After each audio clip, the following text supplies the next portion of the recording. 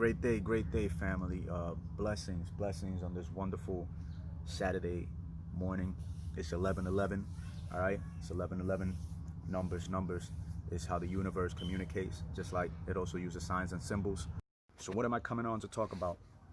I'm coming on to talk about this VMAT gene, and as it relates to the report that came out of the vax trials. All right, the report that came out of the one of the initial vax trials that was done and that has been being done in Britain, out of the company called AstraZeneca. Two women came ill with neurological problems. One of the women literally said, "They have killed God. I can't feel God. My soul is dead." All right, this is what a lady after getting these vaccines ended up saying. Now, why does this trial, what does this trial have to do with the VMAT gene, VMAT2 gene that has been being studied by the DOD? Now, for those that don't know, the DOD is the Department of Defense of the United States government. All right, this gene has been being studied for now 5 to 10 years, and the goal of this gene is to basically attack the part of the brain that deals with, higher consciousness, with man's search for higher consciousness, with religious and spiritual fundamental principles. Their excuse, our government and many governments around the world that are, managed and controlled directly and indirectly by corporations and by these secret orders that basically rule the unseen world. Their goal has always been to control man. All right. Now, if you go and watch this video on YouTube, all you gotta type in is "God." They killed God, or the plan to kill God. Because at the end of the day, God is each and every one of us. All right. When I saw this video, I initially didn't think anything of it. I saw this video maybe 2 or 3 years ago, before I had my own little spiritual awakening through the way of plants. All right. So when I saw this video, I didn't think anything of it. I'm like, oh, they're trying to kill the God gene. What the fuck does that even mean? I was in an atheistic sort of mindset. I was doubtful of God or any higher consciousness until I had the incredibly, enlightening and illuminating and awakening spiritual experience that I had through the facilitation of plants, right? Because plants can facilitate our access to higher consciousness. And again, before I had the spiritual experience, I didn't believe in a higher power. I didn't believe in a one uniting force that was, intrinsic in all of us. And that basically, whatever influence we have on this world, we continue to have an effect, on this world, even from the beyond, because we are not the body, we are the spirit. We are consciousness having a physical, material experience. A lot of people are unaware of this. That's why, when people begin to talk about this stuff, they're instantly, disregarded as crazy or put into this conspiracy theory place where, basically people assume that these people are lying or they're crazy or they don't know what they're talking about, because we have been predictively programmed through the subliminal messages that are inculcated into our mindset through these televisions, always telling lies to our vision. So this is why we always have this kind of pushback, even from people that believe or that don't not really believe but practice religious, traditions. They practice the traditions, yet when somebody is speaking spiritual, they all of a sudden though. Okay, so the agenda behind the whole VMAT2 gene was to basically try to figure out how America can reduce the religious fundamentalists in the Middle East, right? Because apparently religious fundamentalists are the producers of terrorism in the world, not individuals practicing, dark rituals, sacrificial rituals, lying and deception and all that goes into, manipulating, deceiving, and controlling the global population of the world, So we have been being programmed for over 2,000 plus years, right? Now we've reached 2020.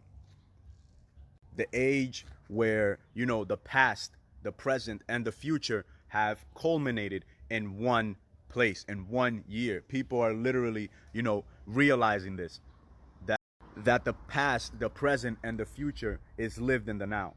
Now, this is the reason for why this 2020 year, or before it even started, our crown chakra, nuestra corona, began to be attacked. Why? Because if we are in fear, we cannot plan for the future. We cannot plan for a better now. We cannot think of how we want to look back on our life and feel proud of it.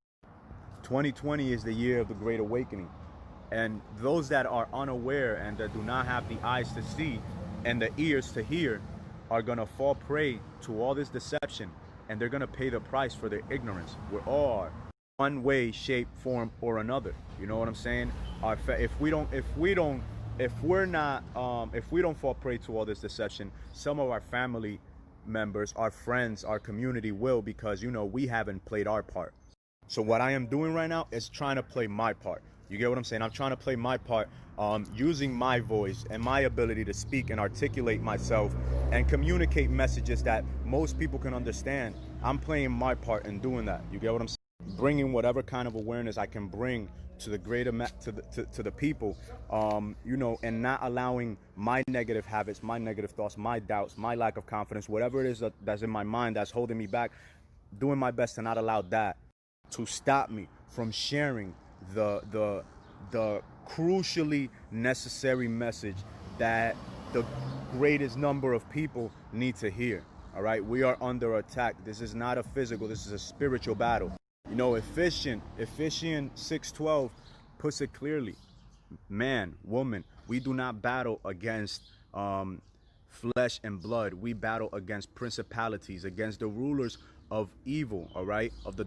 Yes, we understand, like, yo, we live on a plane. We live on a physical plane. This is a reality. And this 3D reality that the majority of us have been living under has kept us from our spiritual awareness, from that fourth aspect of ourself, body, mind, spirit, and pure consciousness, energy, because that is what we are, you know. And the more that we develop ourselves spiritually, the less we fear death, because we understand that we will continue to live on through all the individuals that we inspire, just as Jesus. Life is a conundrum of esoteric proportion. We do not understand, and claiming or thinking or wanting to think that we know it all only keeps us from acquiring and becoming the best version of ourselves. This is the age of awakening, and those that do not seek knowledge, those that do not seek a positive change in their life, they're going to pay a very, very high price for that ignorance. You know, your family, your children. It sucks, but this is what we're dealing with, all right? Now, here's the flip side. I personally believe, you know, just as the good book says, all things work for the good of the Most High, right? The Most High being that which is good in each and every one of us. You know, it's like a seed when you put it in the dirt. Somebody made that does not know. They'd be like, why are you putting that in the dirt? You put it in that dirt, and all that nastiness and all that darkness and all that, you know, and that's supposed to keep it from growing. But in reality, that's the nutrients that allow it to grow and become what is in itself to become.